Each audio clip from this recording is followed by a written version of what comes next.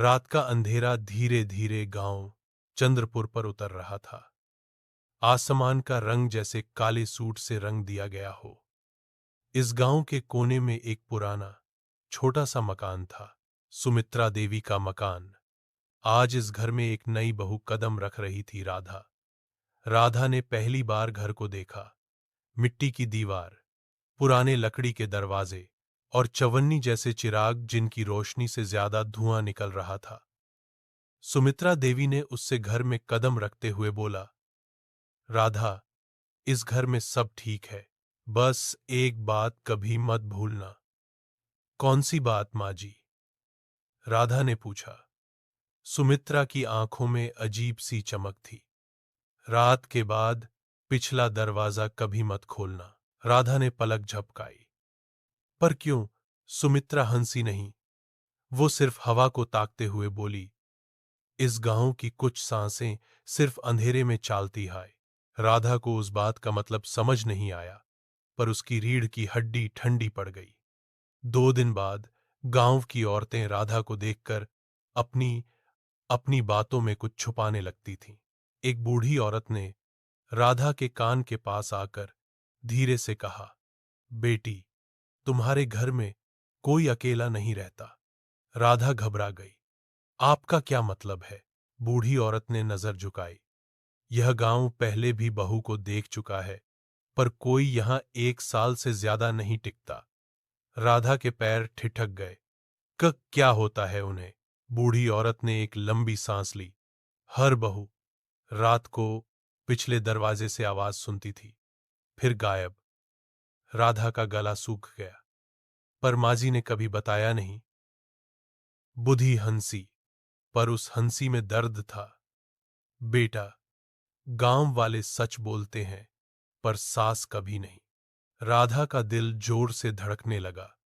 उस रात राधा अपने कमरे में लेटी हुई थी जब उसने पहली बार सुना, टोक टोक टोक। कोई पिछले दरवाजे को खटखटा रहा था। राधा का दिल गले में आ गया। सुमित्रा देवी गहरी नींद में थीं। गांव इस वक्त पूरी तरह सोया होता है, पर टॉक टॉक की आवाज रुक नहीं रही थी। राधा ने हिम्मत करके दरवाजे की तरफ कदम बढ़ाए। उसने कान दरवाजे पर लगाया। दरवाजे के पीछे से एक महिला की फीकी सी आवाज आई, राधा, मैं हूं, मुझे अंदर आने दो। राधा डर गई। तुम कौन हो? आवाज फिर बोली, इस बार थोड़ी ज्यादा स्पष्ट, मैं वो हूं जो तुमसे पहले यहां आई थी। दरवाजा खोलो, बहुत ठंड लग रही है। राधा की आंखों में आंसू आ गए। उसकी सांसें रुक सी गई थीं। तभी पीछे से सुमित्रा देवी की खतरनाक चीख सुनाई दी, दरवाजा मत खोलना। राधा घूम गई। सुमित्रा देवी की आंखों में डर नहीं, गुस्सा था। उनका चेहरा लाल पड़ चुका था। सुमित्रा ने राधा का हाथ पकड़कर कहा, ये आवाजें इंसानों की नहीं होती। राधा रो पड़ी। मां जी, ये क्या हो रहा है? सुमित्रा ने दरवाजा की तरफ देखा और धड़ाम से दरवाजा हिल उठा, जैसे कोई बाहर से जोर से टक्कर मार रहा हो। सुमित्रा ने राधा को कमर से पकड़कर पीछे धकेला। आज की रात तो बच गई, पर हर रात ऐसे नहीं होती। अगली सुबह राधा चूल्हे के पास बैठी रोटी सेक रही थी। सुमित्रा देवी बार बार बाहर जाकर कोई पुरानी चीज जमा कर रही थी, कागज, बोरी, कुछ टोटके। राधा ने पूछा, माँ जी, मुझे सच बताएं, यह आवाज किसकी थी? सुमित्रा चुप थी। उस दिन शाम को राधा गांव की औरत सरला से मिली। सरला ने उसे एक पुरानी कहानी सुनाई।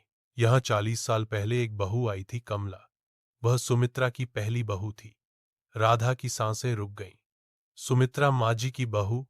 सरला ने सिर हिलाया। कहीं रात को पिछले दरवाजे पर उसे किसी की चीख सुनाई दी। उसने दरवाजा खोल दिया, फिर उसे कभी नहीं देखा गया। राधा के पैर कांप रहे थे। फिर फिर क्या हुआ? सरला ने धीरे से कहा, कहते हैं कमला की आत्मा पिछले दरवाजे पर भटकती है। वह हर नए आने वाले से एक ही चीज चाहती है, साथ। राधा बेहोश होते होते बची, इसका मतलब उस रात की आवाज कमला की थी। उस रात राधा ने सुमित्रा देवी को सच बोलने पर मजबूर किया। माँ जी, कमला का क्या हुआ? आपने दरवाजा क्यों नहीं खोला? सुमित्रा की आंखों में आंसू आ गए। मैं कमला को बहुत प्यार करती थी, पर उस रात दरवाजा खोलती तो हम दोनों मर जाते। उसकी आत्मा को किसी ने शांति नहीं दी। मैंने एक कोशिश की, पर गांव के लोग कहते हैं उसके साथ कोई बड़ी गलती हुई थी, इसीलिए वो मुक्ति नहीं पा सकती। राधा ने पूछा, कौन सी गलती? सुमित्रा चुप हो गई। उसकी आंखों में कुछ भारी हुआ था, जैसे वो कोई ऐसा सच छुपा रही थी जो कहने से जिंदगी बदल जाए। रात के 2 बजे राधा ने फिर आवाज सुनी, पर इस बार सिर्फ टोक टोक नहीं, दरवाजे के नीचे से लाल रोशनी आ रही थी। कोई धीरे धीरे कुछ गा रहा था। मुझे साथ चाहिए, मुझे साथ चाहिए। राधा डर से सन्न हो गई। फिर उसने देखा, दरवाजे की एक छोटी सी दरार से 2 काली आंखें उसे देख रही थीं। आंखों के साथ एक महिला का पुराना सा चेहरा दिखा, आधा जल चुका, आधा छाया में छुपा हुआ। राधा, राधा चीख पड़ती, उससे पहले सुमित्रा देवी आ गई और उसने एक सड़ा हुआ हल्दी का पानी दरवाजे पर फेंका। लाल रोशनी गायब, आंखें गायब, आवाज बंद। राधा गुस्से से बोली, मां जी, आपने सच पूरा नहीं बताया। कमला क्यों आपको इतनी नफरत से देखती है?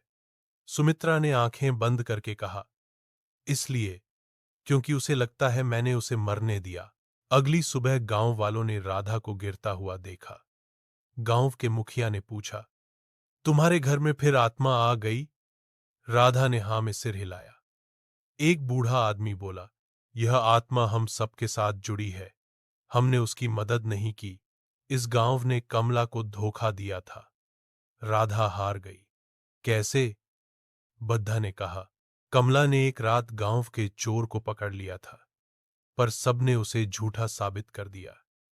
हम सबको पता था कि वो सही थी, पर हमने उसे चुप्पी से सजा दी। राधा सदमे में थी। फिर बद्धा ने बात पूरी की। कमला ने दुख में आत्महत्या कर ली और तब से वह किसी को साथ ले जाने की कोशिश करती है। राधा को आज पहली बार कमला के लिए दर्द हुआ, साथ ही एक अजीब सा जुर्म का एहसास भी। उस रात राधा को पता था आज कुछ बुरा होने वाला है। सुमित्रा देवी ने उसे गले लगाते हुए कहा, बेटी, अगर मैं मर जाऊं तो दरवाजा मत खोलना। कमला मुझे पहले चाहती थी, पर अब वो मुझसे सबसे ज्यादा नफरत करती है। राधा की आंखों में आंसू आ गए। मां जी, मैं आपको कुछ नहीं होने दूंगी। रात के 12 बजे आवाज फिर आई, पर इस बार सिर्फ दरवाजा नहीं, पूरा घर हिल रहा था। सुमित्रा, मुझे मेरा साथ चाहिए। राधा, दरवाजा खोल दे। दरवाजा के तारों से धुआं निकलने लगा।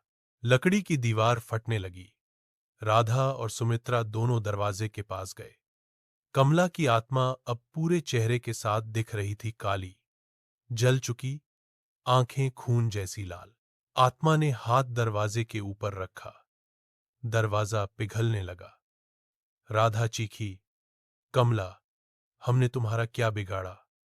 आत्मा रुक गई। उसकी आवाज थोड़ी कोमल हो गई।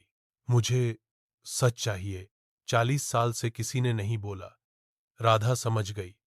वह दरवाजे के पास बैठी और जोर से चीख कर बोली, कमला, गांव वाले गलत थे। तुम सच बोल रही थी। उन्होंने तुम्हें धोखा दिया, पर तुम गलत नहीं थी।